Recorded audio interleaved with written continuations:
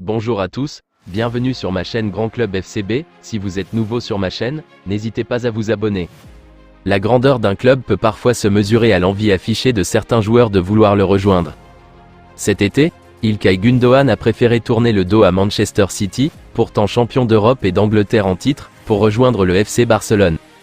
À l'été 2022, c'est Robert Lewandowski qui mettait la pression au Bayern Munich pour quitter l'Allemagne et rejoindre la Catalogne. Et cette saison, alors que les hommes de Xavi Hernandez affichent encore de grandes difficultés sur le plan du jeu, et qu'ils sont déjà relégués à 7 points de la tête du championnat, des stars du vieux continent s'imaginent tout de même leur futur du côté du Camp Nou. Ce serait notamment le cas de Bruno Guimaraes, le milieu de terrain de Newcastle. Le Brésilien, courtisé par le Paris Saint-Germain cet hiver, a une clause libératoire de 115 millions d'euros. Les Parisiens ont d'ailleurs ambitionné de la lever, mais le joueur aurait refusé de quitter les Magpies. Pour autant, à en croire les informations de plusieurs médias espagnols et du Brésilien UOL, l'ancien de l'Olympique lyonnais mettrait la pression à ses dirigeants pour réduire sa clause libératoire et ainsi offrir aux Catalans la possibilité de réaliser le deal. Pour cela, les Barcelonais veulent aussi inclure un joueur dans la transaction, dont l'identité n'est pas connue, pour faire baisser le prix total. Avec des finances dans le rouge actuellement, l'écurie dirigée par Joan Laporta n'a pas une grande marge de manœuvre. Elle espérerait pouvoir arriver à un prix d'environ 80 millions d'euros pour tenter sa chance. Mais d'ici là, il faudra aussi rééquilibrer les finances.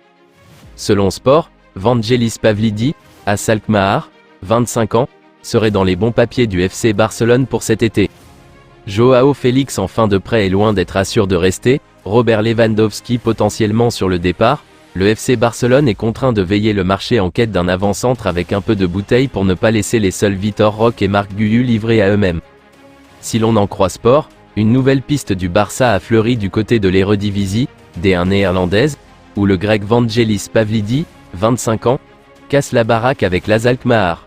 Auteur d'une immense saison, 22 buts en 27 apparitions TCC, l'ancien joueur de Bochum et Willem II est également dans l'œil de Chelsea et du Milan AC pour l'été prochain. Ekrem Konour ajoute qu'Arsenal est également sur le dossier du natif de Thessalonique. Sous contrat jusqu'en juin 2025 avec son club aux Pays-Bas, Vangelis Pavlidis, 36 sélections, 6 buts, est valorisé à 25 millions d'euros par le site Transfermarkt, restant un objectif atteignable pour les Blaugrana. Le Barça et l'Atlético Madrid souhaitent récupérer Mason Greenwood. Actuellement en prêt à Retafe, l'Anglais effectue un beau passage dans le club de la banlieue madrilène. Auteur de 3 buts et 4 passes décisives en 15 matchs de Liga, l'attaquant de Manchester United met les observateurs d'accord, dont ceux du Barça et de l'Atlético Madrid. Comme annoncé dans le Chiringuito, le Barça de Xavi souhaite récupérer l'Anglais. Reste à voir comment l'opération sera tournée, puisque Greenwood est en prêt jusqu'en juin.